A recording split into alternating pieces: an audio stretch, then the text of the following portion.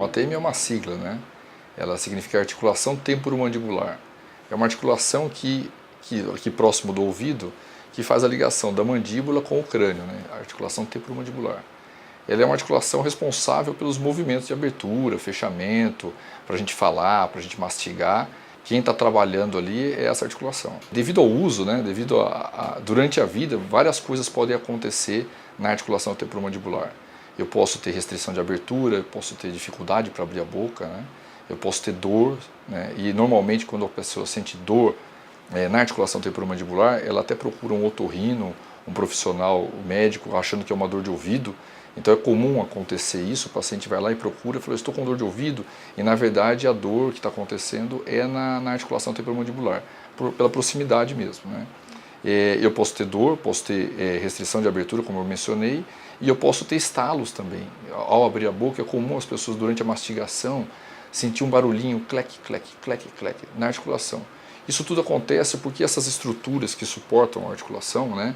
A gente tem lá um disquinho articular que a gente fala, é como uma cartilagemzinha que fica sobre o osso, e ela normalmente com o uso ela tende a sair da posição. Então, ou ela sai da posição e volta, ou ela sai e fica estática. Então, a gente chama de desarranjos internos da articulação, que gera esses estalos, esses sinais, né?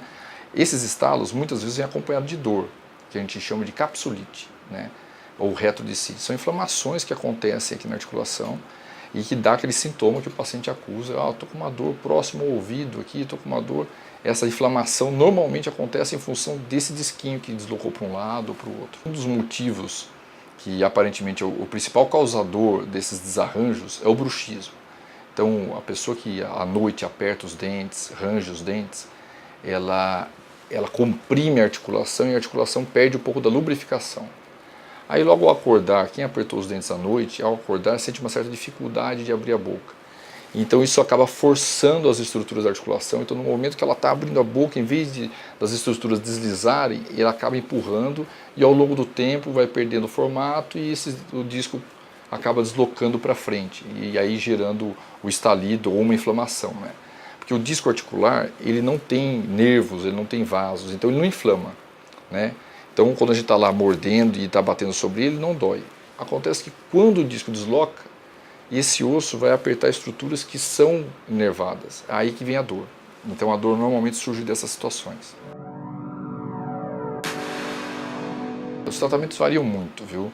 Desde o uso de aparelhos oclusais, como placas, né, de mordida que o dentista pode fazer facilmente, ou a intervenção de fisioterapias também, de medidas. Muitos pacientes, em função desse deslocamento, têm dificuldade de abrir a boca e a gente pode utilizar de manobras fisioterápicas para conseguir ampliar esse movimento.